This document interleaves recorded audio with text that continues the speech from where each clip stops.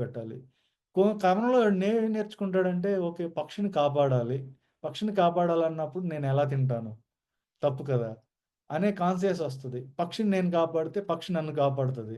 అదెక్కడో ఈ ఫుడ్ తిని ఎళ్లి రెట్టేసి అక్కడ అడవిని పెంచుతది అని.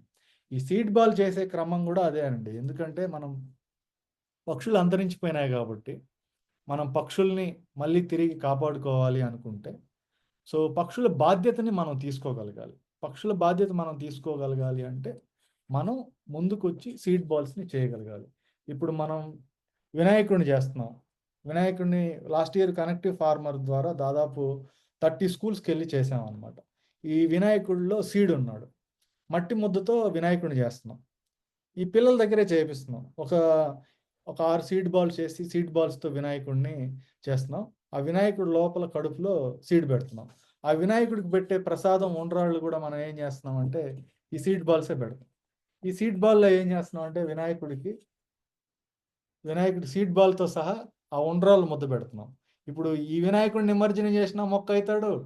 ఆ ఉండ్రాళ్ళను ఆ ఉండ్రాళ్ళను మనం నిమజ్జనం చేసినా ఏదో ఒక మొక్కయితది. సో, వీటినేంటంటే ఎకనామికల్‌గా గూడా మనం పిల్లలకి నేర్పించాలి. ఏం ఎకనామికల్‌గా అంటే ఇప్పుడు మన ఇంట్లో కూరగాయల విత్తనాలుంటాయి. ఫ్రూట్ విత్తనాలుంటాయి.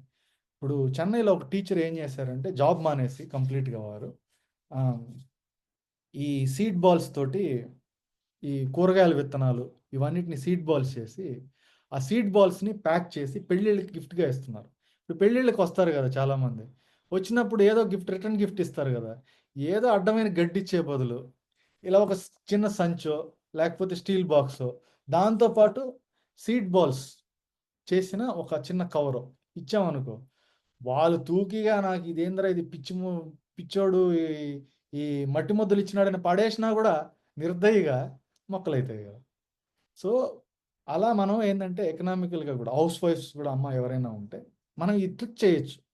మీరు చిన్న సీడ్ బాల్స్ చేసి, సీడ్ బాల్స్ అంటే వెజిటబుల్ విత్తనాలతోటి సీడ్ బాల్స్ చేసి, ఆ సీడ్ బాల్స్‌ని చిన్న ప్యాకెట్‌గా చేసి, దానిపై నీట్‌గా పేరు రాసి, మీరు దీన్ని అమ్మొచ్చు కూడా. ఎప్పుడైనా స్కూల్‌కెళ్ళినప్పుడు. మీ పిల్లలకి కూడా టీచ్ చేయొచ్చు. మీరు చేయదు, పిల్లలు చేయొచ్చు.